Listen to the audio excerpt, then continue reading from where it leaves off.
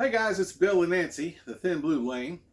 We're going to talk today about all the things that went into us being here at Lake Conroe, Thousand Trails in Texas. It's the first couch setting we've had.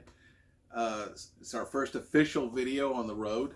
And she's going to go over the list that we have here. She'll bring up the topics and we're going to discuss them.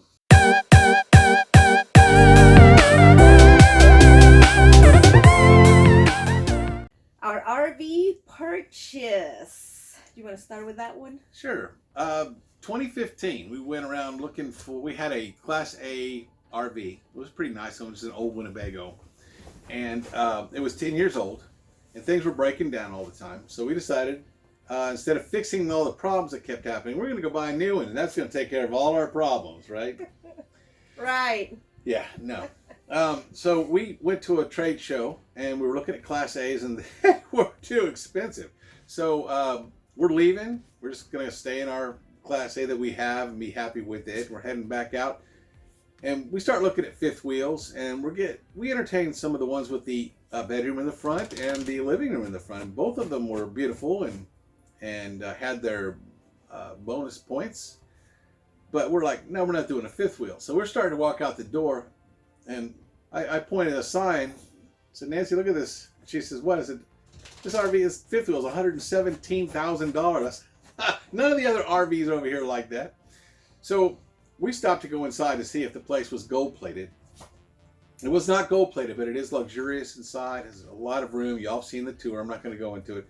The selling point for me at the time was it had this slide-out garage over here. And that garage allowed us to store our Motorcycle. yeah, it had a Harley-Davidson Ultra Classic. I think it was a 2014. And it was 800 pounds, and every bit of it would go into that garage. But later, as we progressed through life, we decided we were going to try to get out of debt. So I sold the motorcycle. So now that room is a big 36 square foot storage room. Another item on the list. After we bought our rig, our tanks fell off. What? Fell off? Tanks don't fall off. Our tanks fell off. Why don't you explain to What, them? our propane tanks?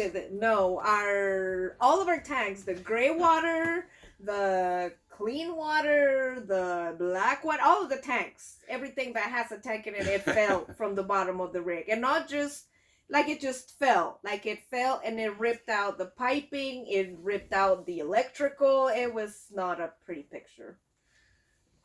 Yeah, so we bought a new RV to try to solve the problems that an old RV had, and we ran into all the new ones.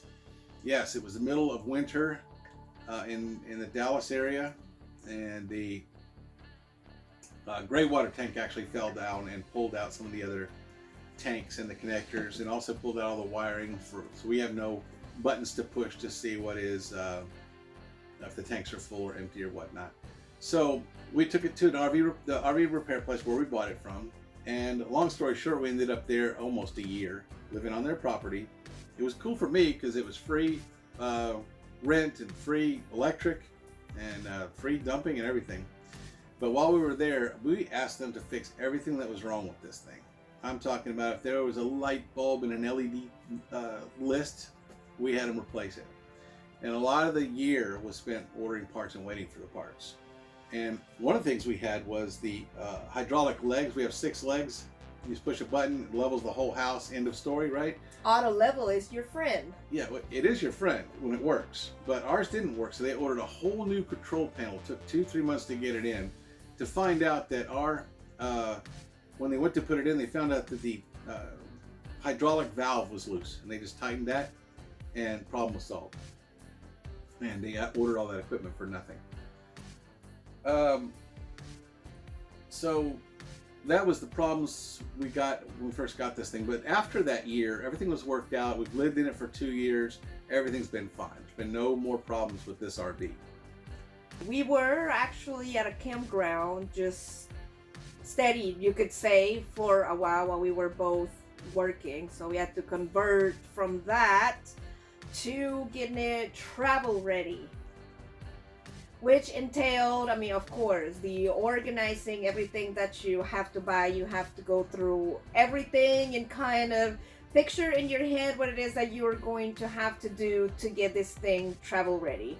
And of course, you don't realize how much stuff you have until you have to organize it and downsize, and then you get to see exactly how much stuff you have.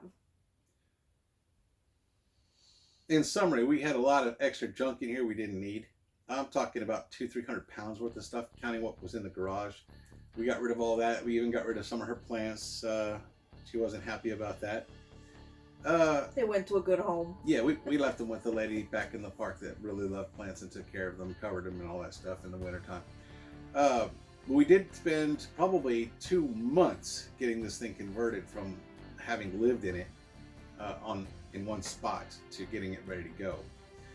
And then we needed a truck and a hitch, because we bought this and had it towed to our RV location. We bought a hitch for $300 from one of our neighbors and ended up giving that away, and this is why. Just a short time before I actually pulled the trigger and retired, one of our neighbors decided to sell his 2015 Chevy Silverado 3500 HD dually package with the LTZ kit and everything for $40,000, and it had 60,000 miles on it. And he took absolute care of this thing. It's just an incredible opportunity for us, and he didn't want it anymore, and we needed it. And it's a blessing that it happened the way it did. Isn't that right, Coco? Yeah? We got a really good deal. I was glad about that. So we bought the truck, and we paid that off we'll pay it off using my retirement lump sum from a government job that I just retired from. No need to go into detail what it was. So we bought the truck, and it came with a 20,000-pound hitch already mounted in the bed. So we gave the other hitch away. So now we've got the RV, we got it ready to go. We've got a truck, and we've got a really good high-quality hitch that came with the truck. So everything's getting ready to go, and then I get promoted at work. That's right, I did. We got promoted at work, and decided to stay a few more months. Actually, I was going to stay a couple more years, and just our health and all kinds of things are going on right now, and don't need to go into all the depressing stuff. Let's try to keep this fun. I wanted to go while we're young and healthy. The universe wanted us to retire. Everything lined up perfectly. The truck fell into place. My retirement date fell into place. Our health fell into place because I just had back surgery a year ago. I'm fine now. I'm just trying to lose a lot of weight, and you'll see that progress over the future videos. So here comes, I guess, November. We're starting to get everything ready, and I had put in a notice for the end of the year. But I had also had a 2-week vacation planned for the last 2 weeks of December. So technically, December 19th is my last day of work. We did a lot of things during that time to get this thing ready to go. The first time I hooked that truck up, everything went smooth. I never pulled anything before. You can see our video. It's one of our first 5 videos we ever made. We took the truck, the RV, and hooked it up and pulled it around the RV park. And that was the first time I'd ever pulled anything. That was fun. You can see the video. The next time I took it up, we hooked up the truck, no problems. This is number 2. And we took it out on the road and took it down and got it weighed. And it weighs about 22,500 pounds with the truck and the trailer together. The next thing we did, the time we took it out. Tires. The third time we took it out was for tires. We took it down, got tires, all 4 tires. The manufacturer tires were removed. They still had tread on them, and we still kept 2 of them on rims. For spares. Yeah, for spares. But I didn't feel comfortable driving all this weight on tires that had been sitting in the mud for 2 weeks, or 2 years, 2 years. So long story short, we went down, got new tires. That was about $1,600 installed and everything, all the rims and stuff that we had to get to have the extra tires kept. And we also have a spare that's already came with the rig. So that's the third time thing. The fourth time we took the rig out was to get it registered. So we had to go get it inspected. And that was an ordeal. I'm not going to go into it. And then we went down to get it registered. And then I pulled it in front of my job and took up the entire parking lot to go inside and pick up a desk that I wanted. That's my desk that I wanted for the rig. So that's 4 times, right? All these times went without a hitch. Everything's great. So the last day, when we're ready to set up and take this trip, we noticed some problems with the rig. First of all, the underpinning had come loose. There's some parts down there, I guess some access panels. And we had to secure those. Her daughter helped. In fact, she did it. Her daughter... Katie, yeah. We do have a video on fixing the underpinning. Mm-hmm. And I want to give out a shout out to Katie for helping us and getting under there, because I really didn't want to do it. So because of the bugs, she's leaving that part. Yeah, there was of the bugs. There was a nest of spiders under there. First thing we did was we sprayed for those things, and then Katie got under there and glue gunned and stapled the panels back up. So that was challenge number 1. Challenge number 2, we go to hook the truck up. So the second challenge, we're gonna hook the truck up, right? We learned to do a tug test. So once you hook the truck up to the pin on a 5th wheel, we learned this from a group of YouTubers, a couple. I'm not gonna say their name because I don't want to embarrass them. And but you know who you are. yes, you do. You know who you are. And well, thank you for your video, though. If it wouldn't have been for you guys, we probably would have made the same mistakes. So, I mean, we really do appreciate it, even though, we're...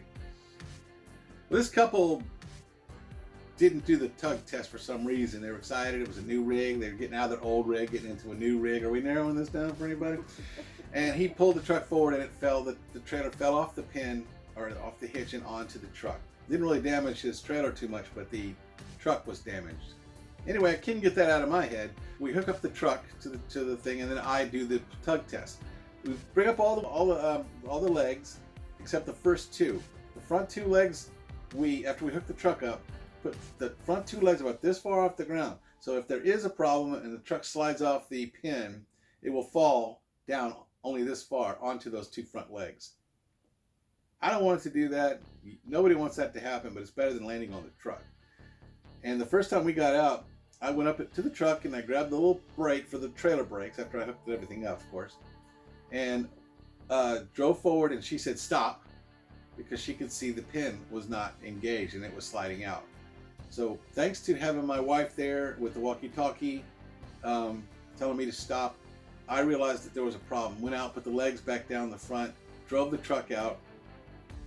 I lifted up the front end lifted up the front end of the rig, and then drove the truck back in.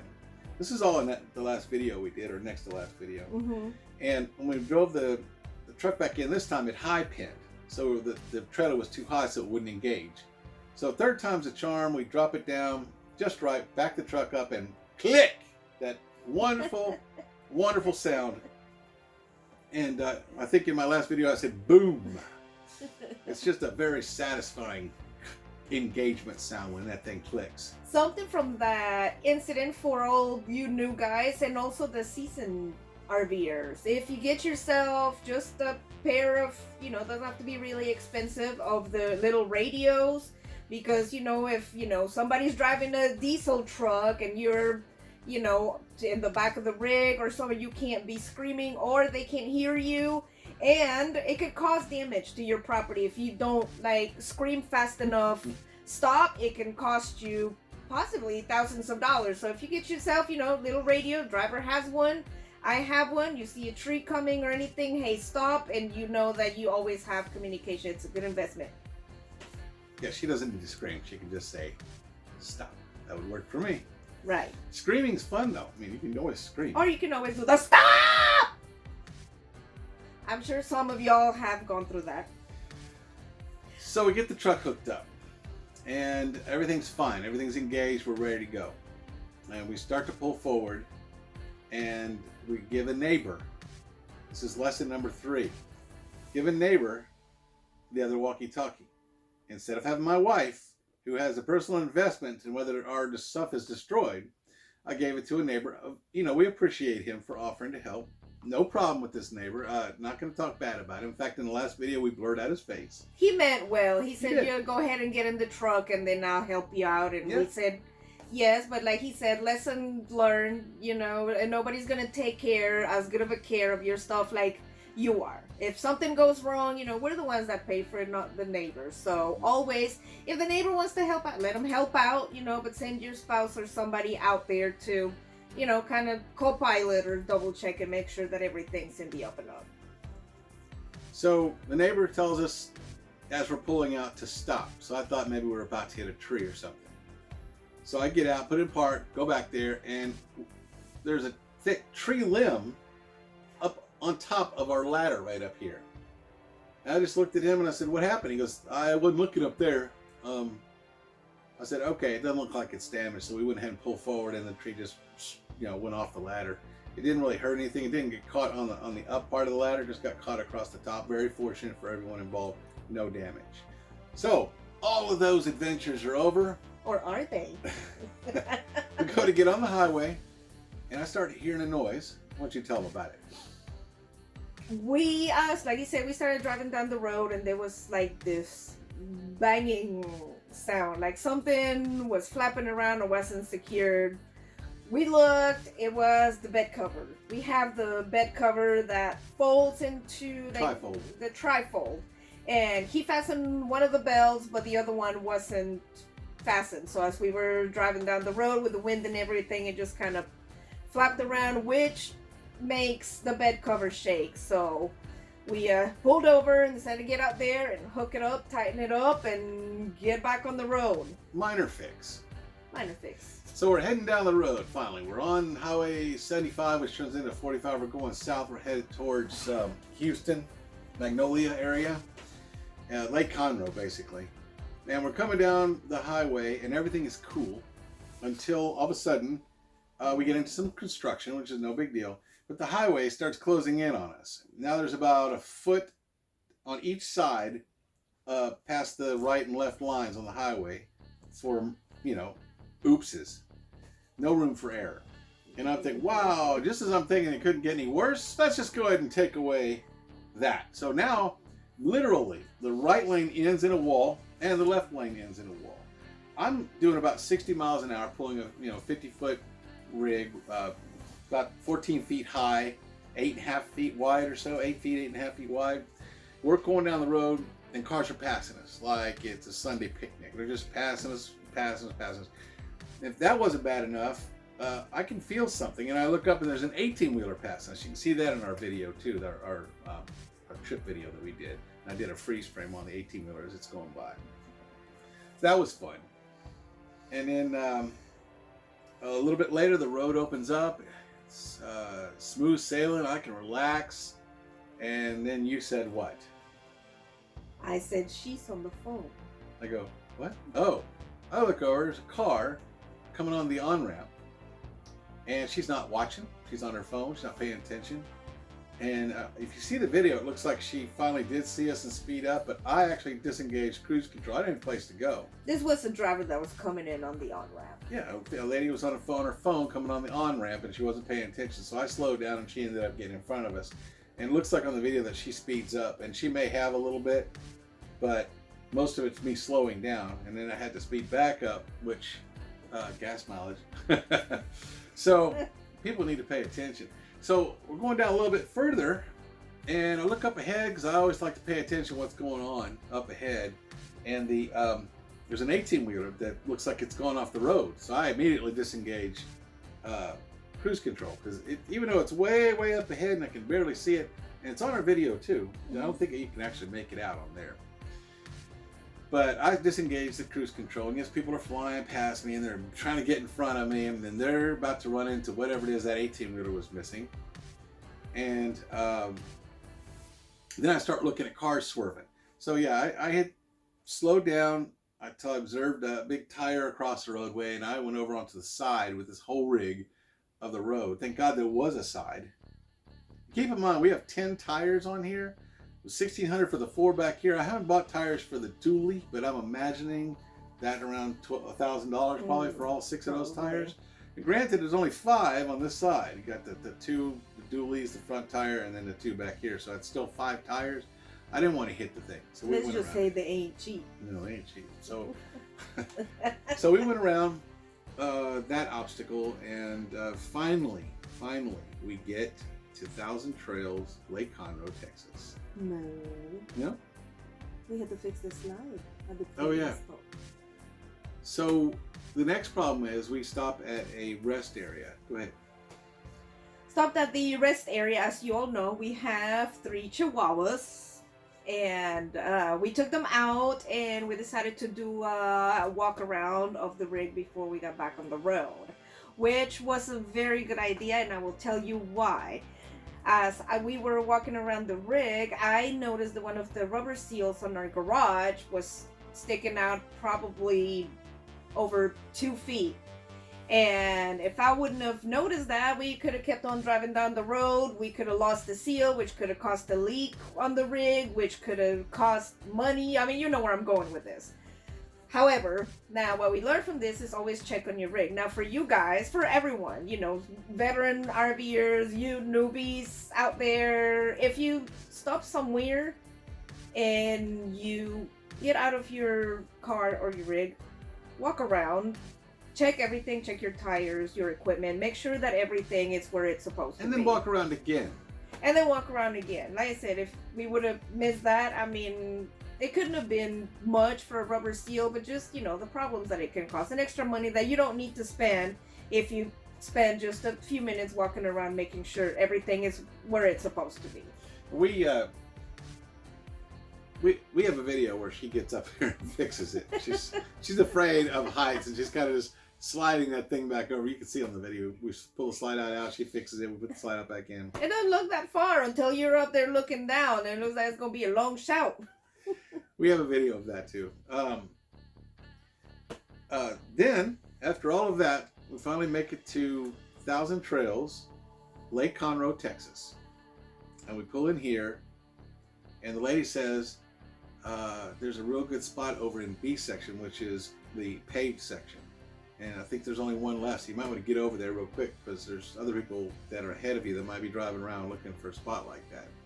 So in my haste, we didn't crash or anything, but we came into the park, came up the wrong way to enter. I don't really say it's the wrong way, but it's a different angle from where you can pull in through your rig. There's a little sideways concrete thing. That's the best way that I can describe it. With they're not 90 degrees. They're slanted, so you can come in and pull into the slant, obviously, like slanted parking lot. Right.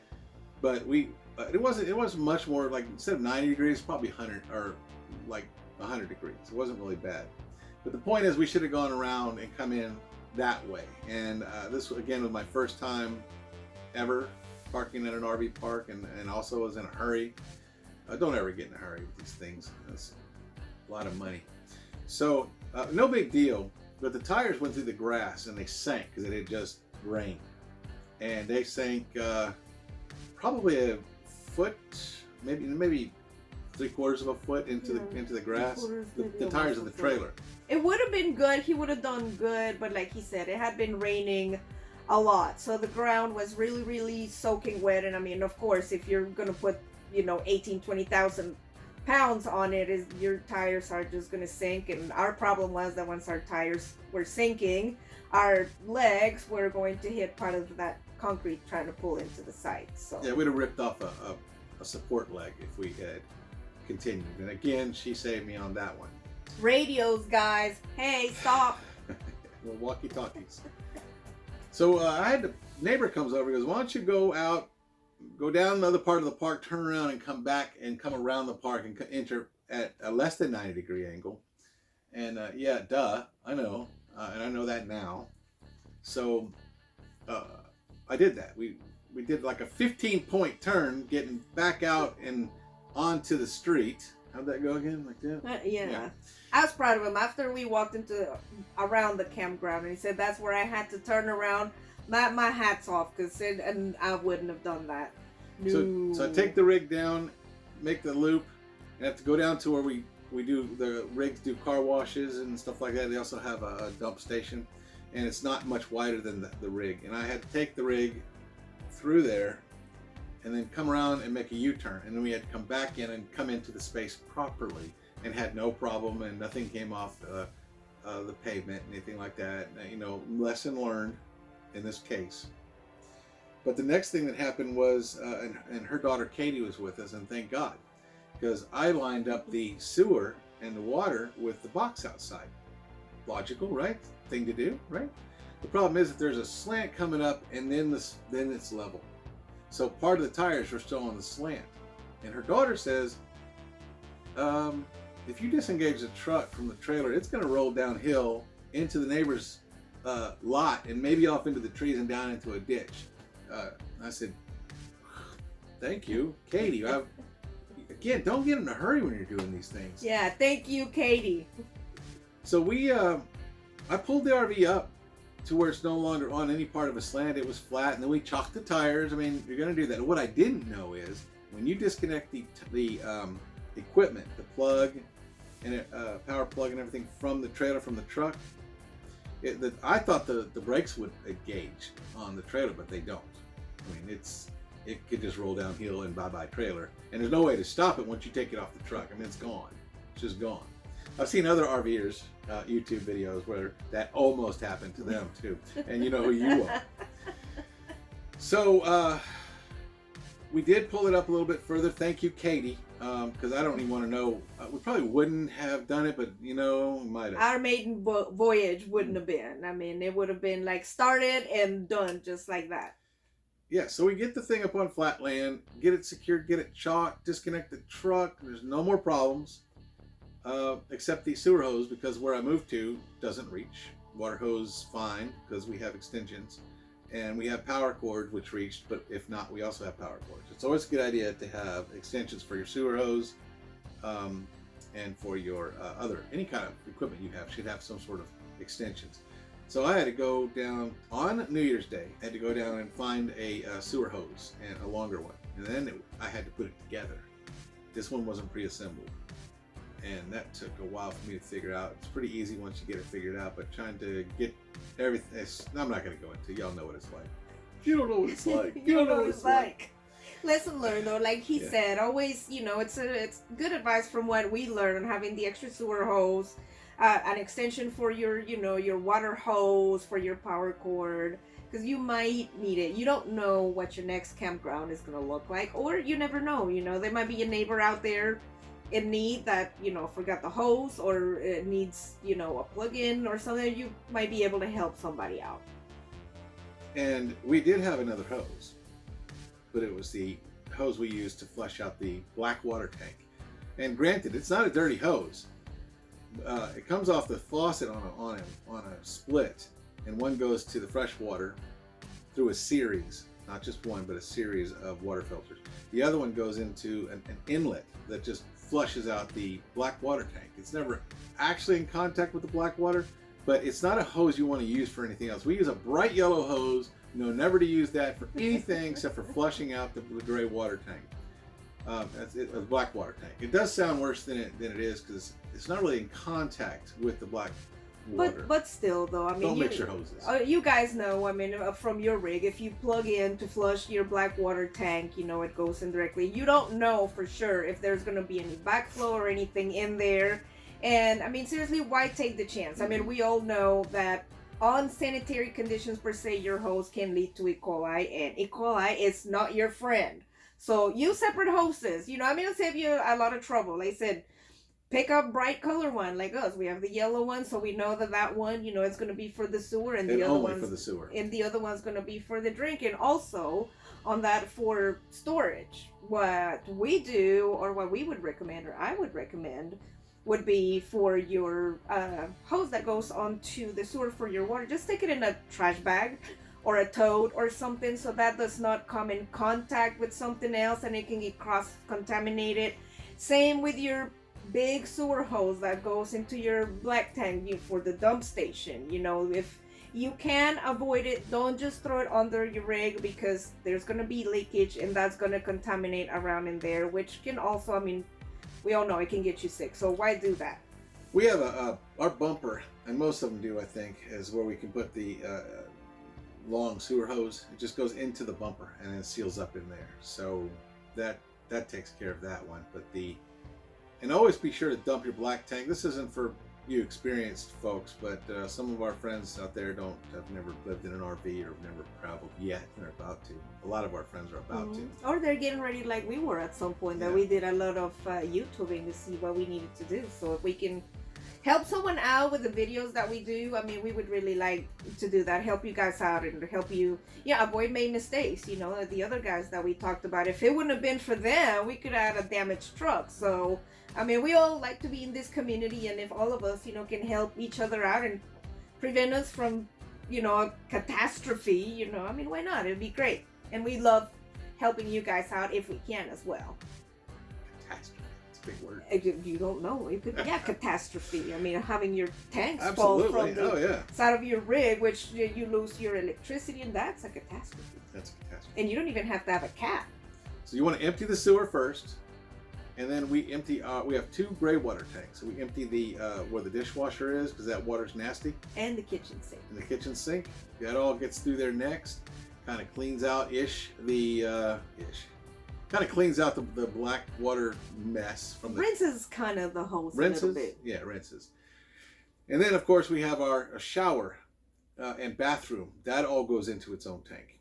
So that's the cleanest of the 3, and that go ahead and does a final rinse and cleans out the tank. Then you want to put at least a gallon or 2 water through your into your black tank, either by holding the commode or toilet open, or use your freshwater flush out system to fill. You need to put some water into your sewer tank, then drop your chemicals in. That way it'll keep.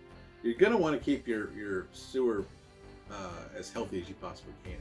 If you don't, you're gonna end up having to hire someone or do some repairs, or you're gonna have something called coning. You can Google that. Reason for this also, guys, I mean, think about this. You're emptying your tanks, and the last one that you empty is going to be your black water. What happened when you disconnect the hose? There's going to be some residue in there, right? Nasty. So why would you rather have the residue of your black water tank, or the one that you last drained, which would be like your shower and your sink in the bathroom? Toothpaste and shampoo versus right. Yeah. So at least for us, there's a method to the madness. So we always do the black water, then we do the kitchen one, and then we do the shower. That's the way it should be. The other thing you want to do, these are some things we bought. You're going to want to buy these. You can spend a lot, or you can spend a fair amount. I wouldn't spend a cheap amount on these things. First thing you're going to need is water filters. We have one on the outside before the water hits the house. We have one just inside the house after the water hits the house. And then that's fine for everything, but our drinking water, this is the kitchen sink, filling ice up, making coffee. We love our coffee. We do love our coffee. We love our coffee. Doing all of that, we use a Brita filter pitcher. Brita pitcher filter. That, my doctor said that the water we have in this house is probably cleaner than most hospitals. But that's a lot. I've seen some of you YouTubers have some pretty sophisticated water softening and water filtration systems. There's a guy across from us that has the outside water filter that I have, and then another one right next to it. He's pretty serious about that. Now I do have that. One's outside, one's inside, so it is kind of similar. Now remember, guys, that's up to you on, of course, what you want to do. We're telling you what we're doing. It depends on you. I mean, for some people, like he said, just the filters on the outside, it's fine for you to use the water inside, make your coffee and things like that. For other people like us, it's a preference, if you want to use a pitcher with a filter to, give that extra per se, if, you want to do that. Or if you're picky about how the water tastes, which I am one of those people, which is the reason why I got a Brita pitcher. I have the uncanny taste buds, I guess you could say, to taste everything in the water. So with the Brita pitcher, I can just pour into a water bottle, like I said, for ice, for coffee, and I like it. I love it. Next thing you want to get, and not in any particular order on these two, is you want to get a water pressure regulator. Now we are in 1,000 Trails, so we're nice resorts. We paid for a membership. We can talk about all that at the end of the video. but the water here is pretty nice. We still want the water filters. The water pressure may be high, may not be high, but we have a water pressure regulator. I think they're what, $8? You can get just a basic, or you can get one that's got all the fancy knobs on it, and you can sit there and tweak that little bad boy until that little. Anyway. And they have those at the dollar store, but yeah, get a water pressure. You get what regulator. you pay for. You can get plastic ones, but they break. If you're going to be moving around a lot, park to park, don't get a plastic one. Just get a metal one. They're not expensive. I think they're $8. And having an extra one would be good in case yours breaks or something happens to it. You are going to need a pressure regulator regardless of where you are. So if one fails, you'll have a backup. If the water pressure exceeds the RV's ability to withstand it, you're going to have busted hoses and a nightmare. Just buy a little $8 device that'll solve the problem. And in addition to that, something else comes into your RV from outside, and that is electricity. Don't skimp on your surge protector. You gotta have a surge. Get one that's got lights that tells you if the box is good. Get one that tells you if you've got a good signal before you hook it to your house. This hasn't happened to us, but we've seen some YouTubers that have told us about some really bad situations with power at some of the parks that they've been in. And on our way to Florida in the near future, we're probably going to be staying at least one park that we're not familiar with.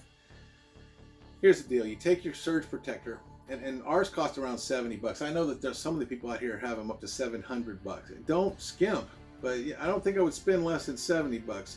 We plug the thing in, and lights come on saying everything's okay. Any red lights, do not plug your RV into that. Switch places, go somewhere else, whatever you got to do. Switch lots. Plug the thing in, get the proper lights, let you know the power's okay. Then you go ahead, plug your power into that and the other end into your RV. Protect yourself. These are things that people that have not done this do not know. And I recently helped out somebody with that situation at work. One thing we learned from there, pass it on to you guys. I was very bewildered at first until we actually Googled it and YouTubed it. And he's saying on the surge protector, if you just plug it in and just plug it in basically and don't wait, you run the chance that by the time that you come into your rig, everything works but your fireplace. Or everything works but your dishwasher, and you can flip the breakers and nothing's gonna happen. You're gonna have a little freak out session that, oh my god, did I just fry my electrical system? But if you go back out there and reset everything and replug it in and wait for the lights to come on, like he said, to make sure that the electricity's in the up and up, then go ahead and plug it into your rig. And when you come in and you switch your lights, then everything will come on. Yeah, you don't want to just trust it. You don't want to just plug it in and plug it into your RV and go. Make sure the lights are not showing any kinds of dips or surges. Dips can do just as much damage, especially to your computer equipment, as a surge can. And like I said, don't skimp on that. Always keep in the back of your mind, like they say, it's like hope for the best, prepare for the worst. I mean, imagine if you said, well, this one's only $20, and you spend the $20 and something happens and your microwave is fried, your refrigerator's fried. I mean, how much is that going to be? And by then it's going to be too late I think we should have bought the, $100 one. Yeah, or the more expensive one. And we still may need to buy the better surge protector. Don't skip on your surge protector. Don't skip on your water filters. That's fireworks, I hope. Don't skimp on your tires. You get a blowout in the middle of nowhere. Yeah, you might be able to change it, but why if you don't have to? Try not to. I mean, it's going to happen, but don't skimp on your tires. Another thing I want to talk about is we're new to this YouTube video thing. You can tell we're amateurs at this. We're not as good as some of y'all that can sit down and just talk a storm up. We're a growing channel, but we really do appreciate you guys that are watching our videos, that are our subscribers, that are giving us those likes. We really do appreciate that. It really helps our channel grow, and it helps us to bring you guys more interesting content.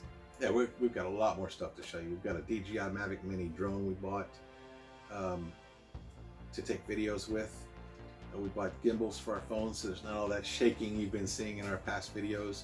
I bought a sound system computer, so if I do sit down at the computer and make a video, I have to admit, my laptop takes some pretty good sound, but without the mic. I know a lot of laptops sound like you're in a tin can. This is a high-end gaming laptop. But I went ahead and bought a mic. Nothing expensive. Nothing was over $100, even all put together for the stuff, but with the computer. But our YouTube videos are coming a long way. I'm learning how to edit using Filmora 9. It's easy to use. I bought the lifetime membership on that. It wasn't expensive. I think it was like $89 for whatever. It's a great software for beginners. Anyone, I mean, I picked it up real easy. And I learned how to blur out license plates. You see one of my videos we blur. I really don't care if you see our license plates, but I was playing with it and I was blurring face blur, which I used to cover up one of our neighbors when he was helping us move when we first left town. Those are good things. We're learning. My videos are going to get better, and my editing skills are going to get better. If you stick with us, you'll see the improvements over. Going back to the first video, when I was filming with the camera this way, the phone instead of this way, and that you can really tell our first videos from our latest ones.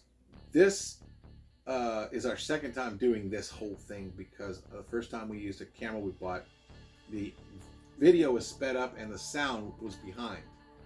So this is our second take on this whole thing because of that. And I just have a cell phone sitting in a stand right now. I'm hoping the sound is good. We have more expensive equipment that we bought, but simpler is better sometimes.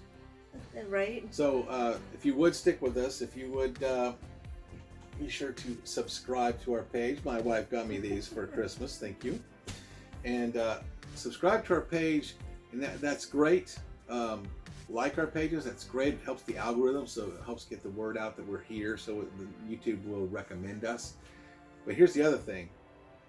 Watch time is what the algorithm's really looking for. How much time are you actually spending watching our videos? If you watch it, turn it on just to watch it and then turn it back off again, YouTube goes, that does not count. We are not going to be allowing that. So if you're washing dishes, or if you are hanging out doing something, just put that video on, watch it, listen to it in the background if you have to. I'm not trying to say cheat the system. I'm just saying, if you start watching one of our videos, please watch it all the way through. It helps us. Help a brother out. That's right, and a sister. Yeah, help a sister out. Yeah. We love the RV life, and we love sharing it with you guys. And a lot of you seem to be really, really excited about following us. And a lot of our friends from back home, and a lot of people we're meeting out here are actually joining us. So we keep forgetting to carry our business cards. We have business cards that say Thin Blue Lane on them.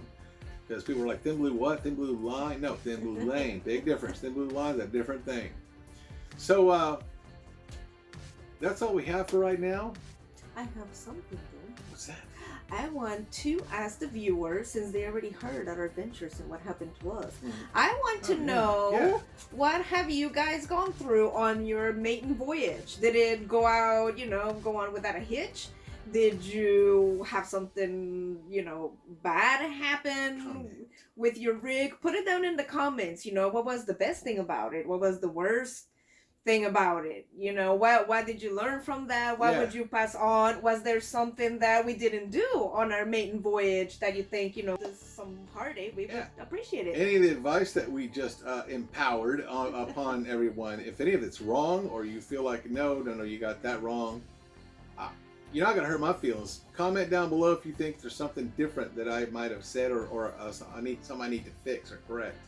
Because we're not experts. I'm just telling you what we did. Y'all do what you want to do. And we're going to do what we're going to do. You do you. We going to do us. We going to do us. All right.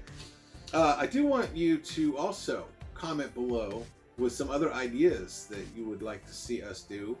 And you've seen our videos, hopefully, some of the previous videos. Tell us what you didn't like. Look, you don't really care about those kind of videos. I don't want more of these kind of videos. Like my last video didn't even have talking in it. The opposite of this one. It was just video and music about this beautiful park that we're sitting in. And we're going to see a lot more parks. We're going to go down to San Antonio. We're going to go down almost to Mexico. And then we're going to go to Florida. And then all the way down to the Keys. we have the whole trip planned out 120 days in advance. It's gonna be a great adventure. Yeah. Anything else you got? Yeah, you guys, if you have seen some of our other videos on our page, if you have a favorite one, go ahead and tell us why. If there's something else that you would like us to do, you know, tell us what you would like to see. I'm thinking about maybe posting some cooking videos for, you know, RV cooking. I don't know if, you know, you guys might be interested in that. If you are, you know, let me know in the comments. You know, we'll try it out and see what you guys like, and try to keep on bringing you some great, interesting content, and stick around for our adventures because there's a lot more to come. We're just getting started. She's a great cook, so if you'd like to see some cooking videos, I'll put them on the same page, but on a different Playlist. Of course, forget that one. I don't know why. Anyway, guys, until next time, we're gonna have some more videos for you. We try to do one at least once a weekend. I can't promise you a day, but I can promise you at least one. And sometimes we do 2 and sometimes 3, but 1 a week, usually around the weekend. YouTube says that they like consistency, so they would want us to pick a day, like Monday Madness or Tuesday Tacos or whatever, something like that. Taco Tuesday? That's right. I can't promise you a specific day like that. I'm tired. This is not a job. We're not making money off of this. So we are talking about something at least every weekend, and I'm gonna try to guarantee at least 1, if not 2, a week. Let's say a minimum of 1 week. How about that? That's Guys, awesome. stay tuned. We've got a lot to show you. The Florida Keys are going to be something you will not believe when you see it. Thank you guys for being with us. We really, really appreciate you letting us in your living room, your tablet, your phone, your PC, whatever you're watching us through. Stay with us. We're going to bring you some more fabulous content, and thank you for watching. Thanks for watching. See you later. Bye.